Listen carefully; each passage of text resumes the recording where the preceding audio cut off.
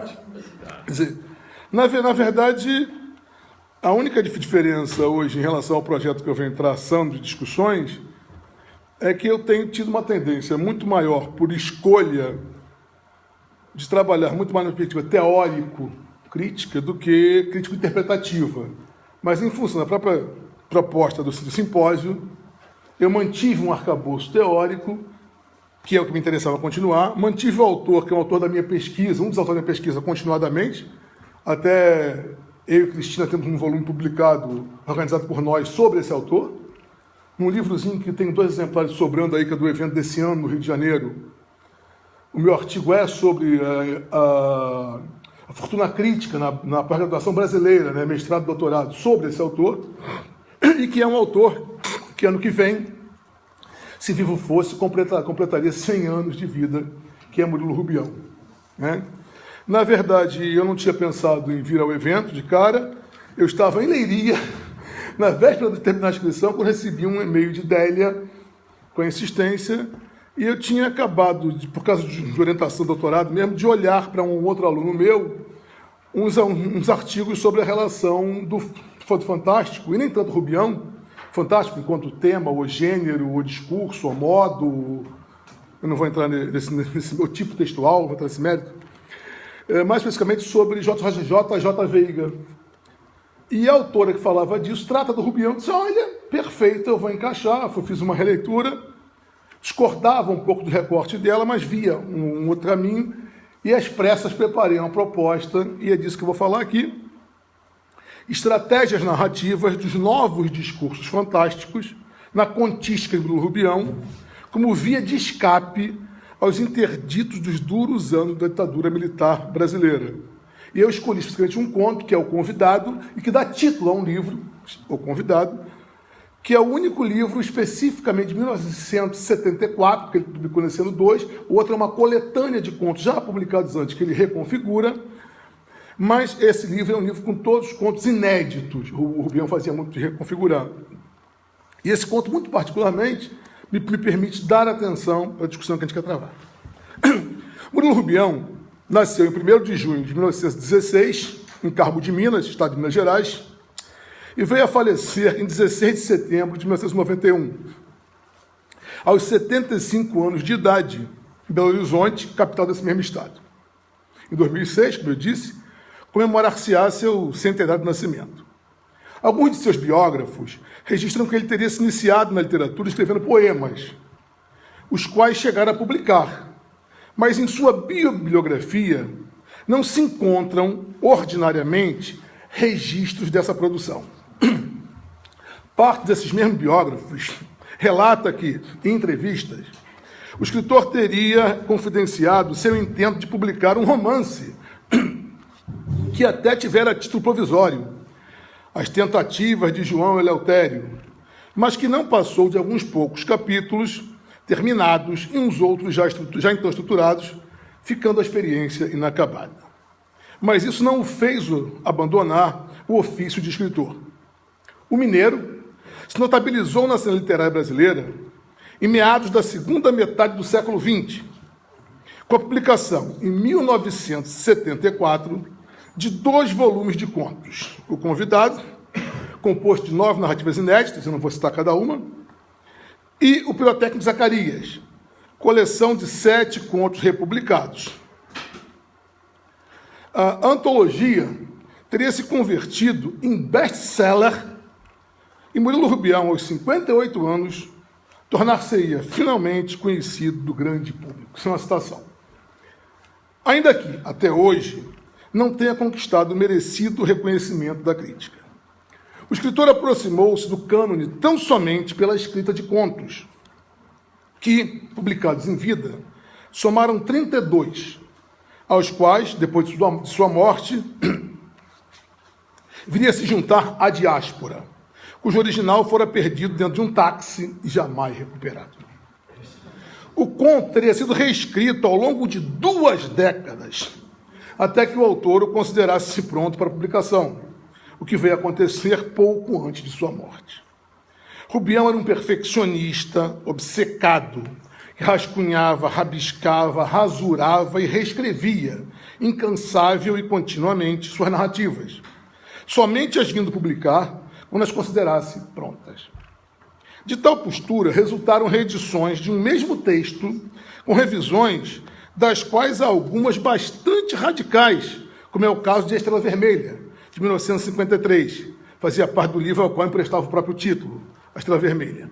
E, adiante, Bruma, A Estrela Vermelha, de 65, reescrito e publicado em Os Dragões e Outros Contos. Ainda hoje, como resultado disso, há um espólio de incontáveis textos com anotações à borda, não publicados, porque nunca dados por prontos pelo escritor, dos quais As Unhas foi tornado público em edição anotada pelo Suplemento Literário de Minas Gerais, em 1994. Há uma edição, recente desse conto, que nós publicamos no livrinho que eu e Cristina organizamos a partir de um evento, quando comemoramos os 20 anos de falecimento do Rubem Rubião. Até brincamos, comemoramos, não, rememoramos, porque não se comemoraria o falecimento, vai se trazer à memória de novo este autor. Artista, jornalista, homem público, Rubião ocupou vários postos em governos do Estado de Minas Gerais.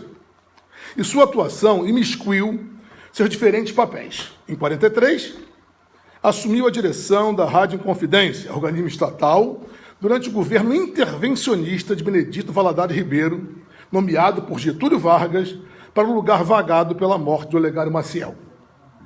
Em 1945, tornou-se oficial de gabinete do também interventor varguista João Tavares Correia Beraldo. Em 1948, passou a ocupar a direção do Serviço de Radiodifusão do Estado de Minas Gerais, no mandato de Milton Campos, eleito pela UDN, e franco opositor de Vargas. Veja aí essa situação que parece uma situação antagônica. Em 1951, voltou a ser oficial de gabinete, desta vez do governador Juscelino Kubitschek, do PSD, e acumulou direções interinas da imprensa oficial do Estado de Minas Gerais e da Folha de Minas. No ano seguinte, foi promovido a chefe de gabinete de Kubitschek. Daí em diante, seja voltando aos mesmos cargos, seja ocupando outros similares, Rubião se manteve em postos públicos, perpassando pelos governos de Clóvis Salgado, PSD, João Francisco Bias Forte, PSD, José de Magalhães Pinto, UDN, Israel Pinheiro, PSD, Rondon Pacheco, Arena, Aureliano Chaves, Arena.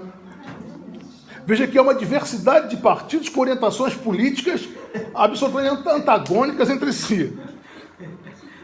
Em 1975, aposentou-se como servidor público, porém, mesmo aposentado, reassumiu, ainda uma vez mais, a direção da imprensa oficial do Estado de Minas Gerais, em 1983, no governo de Tancredo Neves, já do PMDB. Em 1947, Rubião publicou seu primeiro livro de contos, intitulado O Ex-Mágico, com 15 textos inéditos. A partir dessa publicação, Antônio Cândido apontou como precursor do insólito absurdo, tendência literária que, na obra de Rubião, teria antecipado em 20 anos o que somente ganharia vitrine mundo afora em 67, com a publicação de 100 Anos de Solidão, do colombiano Gabriel Garcia Marques, e suas consequentes traduções. Mas, como observou Cândido, a crítica não lhe prestou atenção à época, deixando-o passar despercebido. Em 1953, o escritor lançou A Estrela Vermelha, com somente 4 narrativas inéditas. As outras eram reedições. Apenas 12 anos mais tarde, o autor tornaria a publicar outro livro, Os Dragões e Outros Contos, também com apenas 4 inéditas. E nesse, A Estrela Vermelha passa a se chamar Bruma Estrela Vermelha. Havia 15 republicadas nesse aí.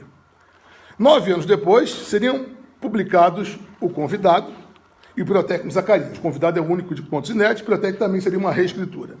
Só um parêntese. Se você compara a textos em que ele não mudou nada, a textos em que ele vai trocando vocábulos, reestruturando, e alguns textos em que as mudanças são até bastante radicais, um deles é Bruma, a Estrela Vermelha, que ele muda inclusive o título e reconfigura o texto. Daí para frente, salvo a publicação póstuma de A Diáspora, Os demais livros surgidos ainda em vida do autor, A Casa do Girassol Vermelho, 78, O Homem do Boné Cinzento e Outras Histórias, 90, foram reedições de textos já antes publicados, podendo ou não terem se mantido por nas versões anteriores.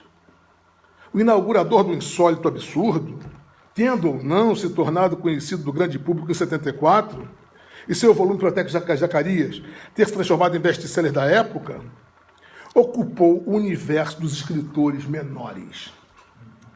Porque a sua obra era apontada como literatura infanto-juvenil, muitas vezes associada à literatura paradidática, ou como representante do fantástico, literatura de divertimento, descompromissada. Duas vertentes que correspondem ao que a crítica reconhece e hoje estuda como literatura menor.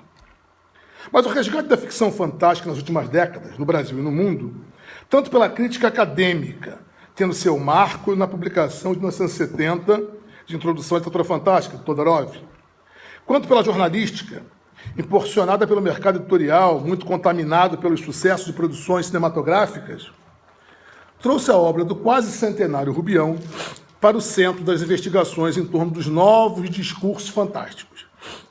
Essa terminologia foi proposta por Renato Prado Oropesa, que nos deixou em 2011, faleceu, ao se referir ao fantástico contemporâneo, em distinção ao conceito de fantástico clássico tradicional estudado por Todorov. Cabe registrar que Todorov, no último capítulo de seu livro, chega a insinuar o surgimento dessa nova tendência narrativa fantástica, inaugurada com Franz Kafka, autor da Metamorfose, dentre tantos outros relatos que comporiam esse conjunto então inovador. Para Prado Oropesa, como para outros estudiosos do fantástico, que comungam de posicionamentos próximos ao dele, eu destaco a argentina Rosalba Campra, que na verdade construiu a sua carreira em La Sapienza de Roma, como o português Felipe Furtado, que no Brasil é muito conhecido, nem ele sabia disso, tão conhecido, questão narrativa fantástica, ou como o catalão Davi Roche, né? Ou ainda como a francesa Helene Bestier, que vai se aproximar mais de Todorov lá atrás. O traço distintivo do fantástico não seria propriamente, essa é a visão do Prado Oropesa, diferentemente desses, propriamente, né, a instalação da excitação no seio da diegese, expressa por um ou mais personagens, transmitida pelo narrador ao leitor, que se contagiaria da mesma excitação, permanecendo a dúvida prisioneira da razão, insolúvel para além do final da narrativa, como defendeu Todorov. Para essa corrente, e elas acabam se aproximando do Prado Oropesa, o elemento central e característico da configuração semiótica dos novos discursos fantásticos seria a manifestação do insólito. Ainda que nem sempre empregue esse termo, porque nem sempre o Davi, ou a Rosalba, ou o Felipe empregam esse termo, ainda que esse termo apareça várias vezes referenciado na obra deles, né? Na composição, essa manifestação do insólito, na composição de uma ou mais categorias da narrativa, personagem, tempo, espaço ou ação, promovendo fissuras, fraturas ou rupturas em relação às expectativas que se tem frente aos protocolos ficcionais do sistema semi-narrativo literário real naturalista, entronizado após o triunfo do romantismo sobre outras poéticas, estéticas e escolas. Esse seria aquele modelo de mundo possível ficcional ancorado numa mimese de primeiro plano, uma mimese referencial, representativa de primeiro plano, uma mimese básica, né? Naquele sentido mais comum que tem se dado a mimese fácil, de busca de uma cópia da realidade. Tal procedimento é perceptível em quase todos os 34 contos de Rubião, que se conhecem, os 33 publicados com a aprovação do autor e as unhas, dado a conhecer postumamente. Aliás, Antônio Cândido já assinalara, como o Alhuri se observou, que desde a estreia de Rubião no mercado editorial, em 47, com o Ex-Mágico, seus contos corresponderiam à inauguração do insólito absurdo na literatura brasileira.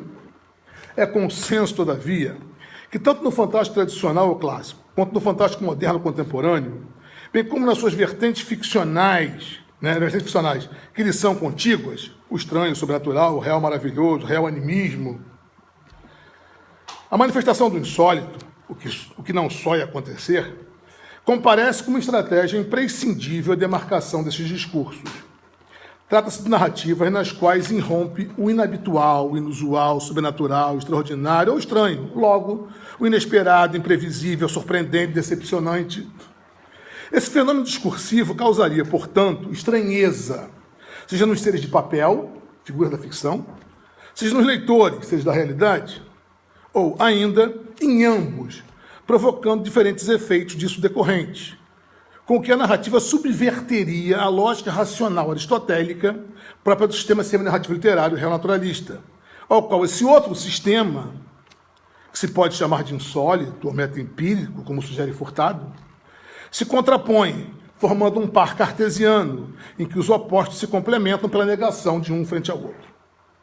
O recurso à estratégia de construção narrativa de protocolos ficcionais do fantástico, com destaque para a constituição insólita de uma ou mais categorias do discurso, permitiria, pelo caráter incoerente, incongruente, inusual, inesperado, de apropriação de elementos do mundo pretensamente real, a fim de compor mundos possíveis, ficcionais, que a história contada se desviasse dos entraves da censura social, cultural, religiosa, política e, driblando-os, adentrasse espaços interditados por valores instituídos. Assim, a ficção fantástica serviria, pragmaticamente, à veiculação de temas estatuidamente proibidos: loucura, alcoolismo, homossexualidade, zoofilia, incesto. A literatura real maravilhosa, prima irmã da fantástica, como bem percebeu William Marquiamp, e suas muitas variações, real mágica, real fantástica, real absurda, real animista, esta na África especialmente, corresponderia a um matiz na América Hispânica, né?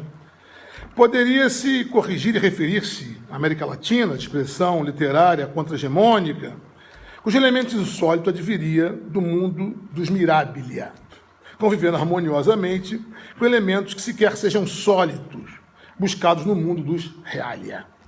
Em todos esses casos, a instauração do insólito franquearia portas cerradas por valores vigentes, permitindo que vozes, igualmente silenciadas, se fizessem ouvir ao largo da censura. Pode-se ainda destacar que não poucos críticos associam as dinâmicas processuais do discurso fantástico à metaficção historiográfica, à sátira menipéia, e disso tem Campra, Pamparã, são exemplos mais destacados. Correntes ficcionais que correspondem a discursos em desvios dos padrões oficiais estatais em fuga da censura, representando expressões contra-hegemônicas ou de contracultura. Esse serviço que a ficção fantástica pode prestar às camadas sociais, que, via de regra, vinham ocupando o lugar desprivilegiado do sujeito outro, porque se encontra fora do espaço do poder, que é o lugar privilegiado do sujeito eu, justificaria as observações de Andrew Gordon ao dizer que duas histórias do Murilo Rubião, O Edifício e Bárbara, por exemplo, retratariam realizações grandiosas e crescimentos irredutíveis, zombando dos mitos da grandeza do Brasil durante os anos da ditadura militar. De 1964, ano do golpe, dito revolucionário, que em 31 de março destituiu João Goulart da presidência, até 1985, ano em que o colégio eleitoral escolheria o deputado Tancredo Neves como presidente da República. E, por isso, seria exemplo da ficção distópica e fantástica, nos quais projetos de modernização imposta dão terrível e absurdamente errados.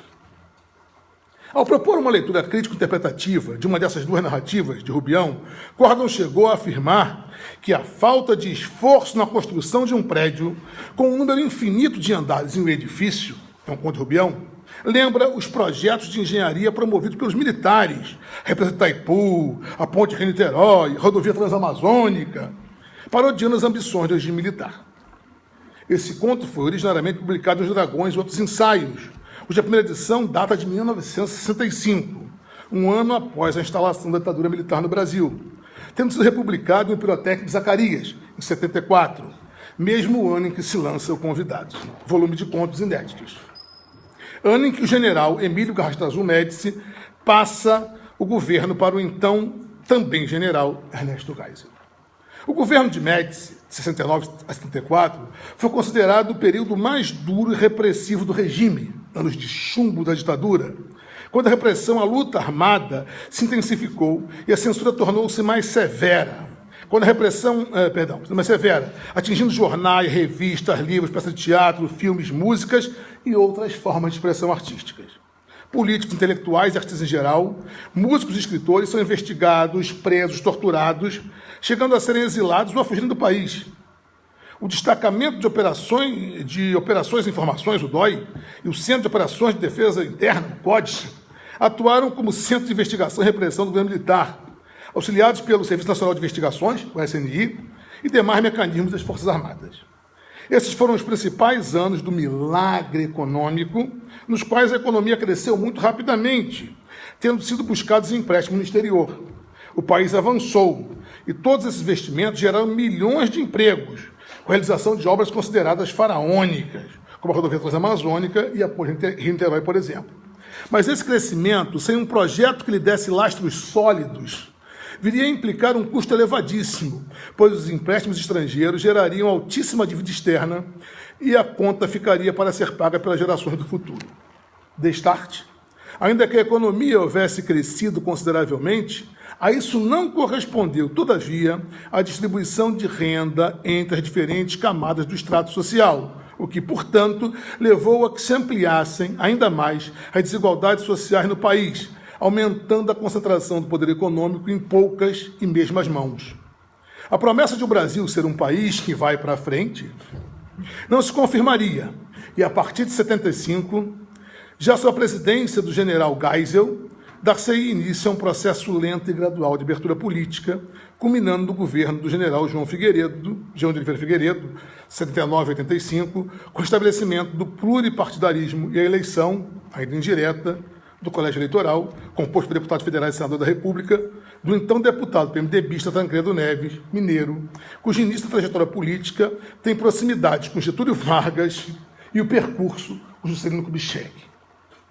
Considerando-se o processo criativo de Rubião, escrever, anotar, rabiscar, rasurar, reescrever, deixar amadurecer para, somente após muito labor, dar o texto por ponto para a publicação, é quase certo que os contos inéditos de 74 tenham sido escritos ao longo dos anos anteriores, anos de chumbo da ditadura, de 69 a 74. Portanto, se o edifício de 65, ano imediatamente seguinte à instalação de militar brasileiro, republicado de 74, permite uma leitura crítica e interpretativa sobre pressupostos teóricos que sobrelevam, admitindo como representante da ficção fantástica. Seu caráter de denúncia, a partir da opção do insólito ficcional, driblando a censura vigente, para falar de termos interditados, tal viés pode ser ainda mais flagrante das narrativas que compõem o Convidado, volume que reuniu apenas contos inéditos, diferentemente do Pirotécnico. Ressalte-se que a republicação de O Edifício, nesse ano de 74, empresta maior admissibilidade a leituras que, inscrevendo na ficção fantástica, interpretam-no como expressão contra-hegemônica, escapando aos interditos da censura. Gordon e Mary Elizabeth Greenway selecionaram no mundo possível de O Edifício, elementos do discurso ficcional que permitissem ler a narrativa como uma crítica aos projetos desenvolvimentistas do regime ditatorial brasileiro, que, em sua expressão megalômana, tiveram dimensões desproporcionais e incontroláveis.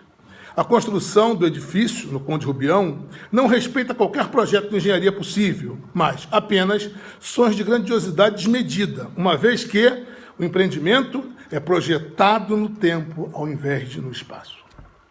Como salientou Greenway, a única informação que o engenheiro responsável pela obra, João Gaspar, recebe do Conselho de Construção, alegoria dos organismos governamentais, é que surgirá uma confusão profunda ao completar o 80º andar. Mas, ironicamente, nada acontece após completar esse fatal pavimento e os operários oferecem uma grande celebração, durante a qual o engenheiro é agredido. Poder-se admitir que essa fosse a confusão profunda, constante do aviso prévio que o Conselho deu a João Gaspar. Contudo, a obra continua sem interrupção, rumo ao infinito. De certa forma, esse destino cronotópico sem fim, encontra-se inscrito no ordinal octogentésimo, pois o número 8, formado por 2 círculos sobrepostos, representa, na posição vertical, o símbolo do infinito. E não ocasionalmente, encontra-se seguido de mais 2 círculos, 0, 0, que reunidos são o número 8, completam o numeral 800. Tem-se, nesse conjunto de traços dos protocolos empregados pelo escritor, alguns despistes que, semioticamente, promovem diálogos entre os mundos da realidade exterior e possíveis da ficção, promovendo fissuras que levam à instauração do insólito. Se a leitura de O Edifício trouxe à discussão uma das faces criticáveis do regime, admitindo-se que nesse conto Rubião questiona o projeto desenvolvimentista porque muitas vezes o excesso leva a sérios problemas, prejudicando o bem-estar do povo, a estabilidade a longo prazo, Guimarães diz isso, e chega mesmo a promover um questionamento do regime militar e sua legitimidade, posição tão sólida no início, também começando a se tornar precária, ainda Guimarães que diz. Na penúltima narrativa de Convidado, Botão de Rosa, pode fazer percurso de leitura no qual se pode destacar outra das facetas negativas do regime.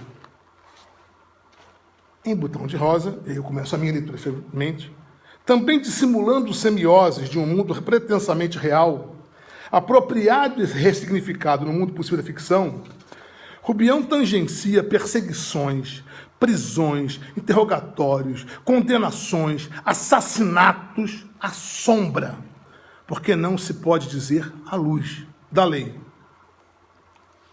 desrespeitada nos porões da ditadura, que, na maioria das situações, eram dependência dos organismos oficiais do Estado, à margem da legalidade. E os porões fazem parte da casa, sendo muito raramente frequentados por quem não more nela, mas, nesse momento, estiveram permanentemente sob o domínio dos administradores do edifício, metáfora do país, em sua subserviência à ditadura. Em 13 de dezembro de 1968, no final da presidência do general Arthur da Costa e Silva, o governo ditatorial brasileiro emitiu o Ato Institucional número 5, o famoso AI-5, que vigorou até dezembro de 78. Longos e temerários 10 anos de terror, os anos de chumbo da ditadura, culminando em ações arbitrárias, cujos efeitos e durações, ainda no século XXI, são ressentidos. O ato garantiu poderes de exceção aos governantes, permitindo-os punir arbitrariamente qualquer cidadão que, por qualquer motivo, fosse considerado inimigo do regime. Dentre os poderes ilimitados e acima das convenções legais que se conheciam até o momento, o AI-5 permitia ao presidente da República suspender os direitos políticos de qualquer cidadão brasileiro, caçar mandato de deputados federais, estaduais e vereadores, proibir manifestações populares sobre as quais se pudesse supor caráter político, suspender o direito de habeas corpus em casos que fossem considerados de crime político contra a ordem econômica ou contra a segurança nacional ou a economia popular, impor censura prévia para jornais, revistas, livros, peças de teatro e músicas. Rasgavam-se, assim, os direitos legais da Carta Magna, enubleciam-se os códigos de leis. Eram tempos de regime de exceção. No Conto de Rubião, sua personagem central, Botão de Rosa, numa segunda-feira de março, sem maiores explicações, sentiu que era um homem liquidado. Foi numa terça-feira, 31 de março de 64, que o alto comando das Forças Armadas Brasileiras tomou o poder e se instalou na ditadura. Veja, você começa a ter uma relação entre o mundo possível e o mundo real, que duraria 21 anos. Mas, em 28 de março, 4 dias antes na madrugada de 30 para 31, o general Olímpio Mourão Filho, intempestivamente, segundo se disse à época, marchar com sua tropa em direção ao Rio de Janeiro, reuniram-se em Minas Gerais o então governador de estado e importante banqueiro, Magalhães Pinto, a quem Rubião servira, com os generais Odílio Diniz e Olímpio Mourão Filho. Do lado de fora da casa de Botão, volta à narrativa, que, prevendo a impossibilidade de se livrar do pior, arrumava-se para se entregar pacificamente, o clamor crescia. Era uma turba de populares que, em nome dos valores da moral e da família, Butão viria a ser acusado de estuprar e engravidar diversas mulheres. Vociferavam, com olhos enfurecidos, gritando: cabeludo, estuprador, piolento. Setores da igreja, do empresariado, da política, de base conservadora e reacionária, a partir de 19 de março de 64, em São Paulo, em torno do então governador Adhemar de Barros, com apoteose em 2 de abril no Rio de Janeiro, então governado por Carlos Lacerda, promoveram movimentos populares exatamente contra os cabeludos, estropadores, comedores de criancinhas, violentos, estereótipos dos comunistas. A mobilização, autodesignada Marcha pela Família com Deus e pela Liberdade, foi uma reação desses grupos à suposta ameaça comunista, atribuída ao discurso do então presidente João Goulart, em comício realizado em 13 de março na Praça da República, no Rio de Janeiro. O evento foi apelidado de Comício das Lavadeiras, em referência aos trouxas que teriam ido ouvir o presidente e aos tanques do Exército, que estavam à volta de prontidão. Ao se apresentar ao delegado, volta à narrativa, um tenente reformado, logo membro das Forças Armadas, Butão é acusado de estupro, de ter engravidado as... A autoridade policial interrompeu a frase para atender ao telefone. Eram novas ordens, vindo de esferas superiores, e deveria mudar o rumo dos investigatórios. Ao desligar, voltou-se para o detido e lhe disse que houve um equívoco, pois ele estava preso sob suspeita de traficar heroína. Por fim, apresentou-lhe seu defensor, Dr. José Inácio. Eram-lhe feitas perguntas capciosas, mas ele só se preocupava com a aflição do seu patrono, talvez a única pessoa a desconhecer que for designado exclusivamente para dar aparência de legalidade ao processo. As prisões, os interrogatórios, procedimentos legais contra aqueles que o governo julgava ameaçar o regime, não precisavam de ter legitimidade nem coerência. Bastavam ser justificados por decisões de esferas superiores, pelos altos escalões do governo, pelas forças da situação. Ser investigado, preso, interrogado, torturado e mesmo assassinado eram consequências nem sempre previsíveis por qualquer pessoa que, às vezes, sem saber, entravam na lista de suspeitos de conspirar contra o que se podia dar por qualquer motivo, até por não se saber com quem se relacionava, que lugares frequentava. O defensor de Butão, ingenuamente, indagou: por que acusam o meu cliente traficante de drogas, se antes o incriminavam de estuprador e cúmplice de centenas de adultérios? Ao que o tenente reformado respondeu, alertando de que ele estava há pouco tempo entre nós e ignorava que aqui só prevaleceria a vontade do juiz, proprietário da maior parte das casas da cidade, inclusive dos prédios públicos, da companhia telefônica, do cinema, das 2 farmácias, das 5 fazendas de gado, do matadouro e da empresa funerária. Isso quer dizer que o juiz reunia em si, como figura, todas essas informações advindas da fala de outra personagem importam para a figuração do juiz, ainda que ausente no plano direto das ações, mas nele interveniente, devido ao telefonema que o delegado recebeu, determinando a mudança do processo penal, todas essas informações reúnem no juiz papéis de legislador, julgador e executor. Os 3 poderes do Estado: legislativo, executivo e judiciário. Além de deter o poder econômico. As realidades interna do mundo possível da ficção e externa do mundo pretensamente real é que se vai buscar, parasitariamente, conforme diz Eco, sua matéria-prima, tomando-a por pano de fundo, dialogam de maneira bastante explícita nesse episódio. Para José Inácio, o inquérito policial transbordava de irregularidades, algumas gritantes, como a ausência do auto de prisão em flagrante, e maior escândalo lhe causaria o transcurso da instrução criminal, inteiramente fora das normas processuais.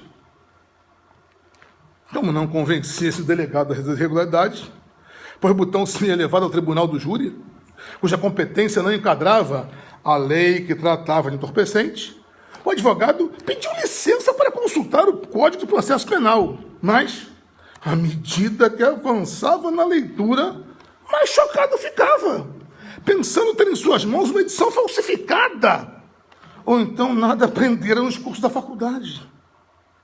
Ele não se convenceu e comprou um exemplar da Constituição e todos os códigos, porque talvez tivesse que reformular seu aprendizado jurídico. Nesse momento, pode-se afirmar que pela decepção, pela frustração, pela surpresa, pelo inusitado, instaura-se um insólito ficcional, corrompendo a lógica racional aristotélica, sem, contudo, fragilizar a verossimilhança narrativa interna, compondo um cenário de harmonia entre o mundo possível ficção e o mundo pretensamente real, que se busca semiotizar mimeticamente. José Inácio leu por toda a noite, madrugada dentro, e a cada página lida se abismava com a preocupação do legislador em cercear a defesa dos transgressores das leis. A violação de seus artigos era considerada crime gravíssimo contra a sociedade, punível por tribunal popular. As penas variavam entre 10 anos de reclusão, prisão perpétua e morte. Clima insólito. Ficou boquiaberto. Pena de morte? Ela fora abolida 100 anos atrás. O AI-5 deu ao presidente da República, o general em exercício civil da presidência, instalado no poder por um golpe de Estado, direitos absolutos sobre as garantias constitucionais, prevalecendo os interesses do regime acima de quaisquer leis. O presidente da República poderia, caso julgasse ser do interesse nacional, decretar a intervenção nos estados e municípios, sem as limitações previstas na Constituição, ouvido o Conselho de Segurança Nacional e sem as limitações, ouvido o Conselho Nacional, e sem as limitações previstas na Constituição, suspender os direitos políticos de quaisquer cidadãos pelos prazos de 10 anos e caçar mandatos seletivos federais, estaduais e municipais, aplicar como de segurança a liberdade vigiada, a proibição de frequentar determinados lugares e a obrigação do domicílio determinado, decretar o estado de sítio e prorrogá-lo, suspender a garantia de habeas corpus e tantas outras mais medidas de excepcionalidade. Rasgava-se a Constituição, enevoavam-se os códigos da lei, uma nova ordem caótica se entronizava, desregulando a antiga ordem vigente. Via de regra, a Constituição visa a garantia dos direitos individuais e coletivos, e o Código Penal, a que, então, se dá, o Código Penal, a tipificação das condutas criminalizadas, ao conservador, ao retórico, diferentemente do que, então, se dava. Sólito e insólito, permutam lugar no sistema de mundo real naturalista, criando as condições necessárias à arquitetura discursiva do fantástico, moderno contemporâneo, no qual o que sobressai não é mais a hesitação, a ambiguidade, a incerteza, mas a dúvida face à insólita configuração de categoria narrativa em que personagens, espaço, tempo e ação encontram-se incongruentes em relação aos padrões tidos por consensuais. Enfim, Butão não tem como escapar da pena capital e nem será poupado de agressões físicas, com as autoridades permitindo que seja atacado pelos populares, pois, como revelou o narrador, os militares presenciaram complacentes o espancamento e só tomaram a decisão de intervir quando viram a vítima sangrar. Consequentemente, durante o interrogatório, nada respondeu e nem poderia fazê-lo caso desejasse. Os lábios estavam entumecidos, os dentes hablados, doíam ao contato com a língua. E, a despeito de todo o esforço em vão de seu defensor, que procurava desqualificar o processo, ao fim, o presidente do tribunal leu a sentença que condenava Botão de Rosa à pena de morte, a ser cumprida no dia seguinte. Ainda cabia recurso, apelação à Corte Suprema, que poderia transformar a pena em prisão perpétua. O advogado estava temeroso pela integridade física de seu cliente, mas o delegado veio a José Inácio e lhe disse que não precisava ter medo, bastava ser compreensivo. Se você não recorrer, lhe garantiremos uma rendosa banca de advocacia. A promessa é do juiz. O advogado considerou, pensou que o duro espancamento de seu constituinte deveria ser tomado como um aviso do que lhe poderia acontecer caso apelasse. Pesou vantagens e reveses, desistiu do recurso. No dia seguinte, às 6 da manhã, vieram buscar o prisioneiro que teve dificuldades em levantar-se, devido à surra da véspera. com a ajuda do carcereiro, foi levado pelos soldados, termo empregado na narrativa para designar aqueles que o conduzem ao patíbulo. Só, sem companhia, sem plateia, jogou longe a capa que cobria seu corpo desde a véspera e, desnudo, ofereceu o pescoço ao carrasco. Era o fim. Tomando de empréstimo as palavras de Gimli, é pertinente concluir que, pela via dos novos discursos fantásticos, dialogando com configurações insólitas no mundo possível da ficção, com realidades inesperadamente vivenciadas no mundo pretensamente real do cotidiano, abro aspas, Rubião usa o discurso fantástico para demonstrar a solidez das estruturas políticas e sociais, que ele critica, opondo-se às ideologias vigentes. As estratégias narrativas dos novos discursos fantásticos comparecem, na contística do Rubião, como via de escape aos interditos dos duros anos de 64 a 85 da ditadura militar. 21 anos cruéis. Obrigado.